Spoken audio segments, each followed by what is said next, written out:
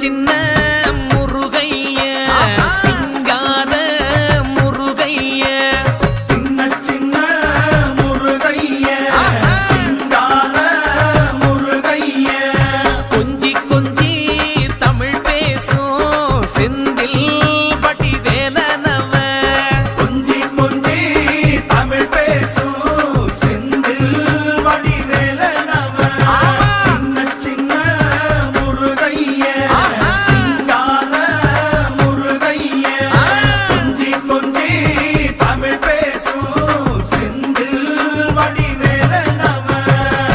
சுப்பிரமணிய சாமி என்பார், கார்த்திகேயன் என்பார், சுவாமிநாதன் என்பார்,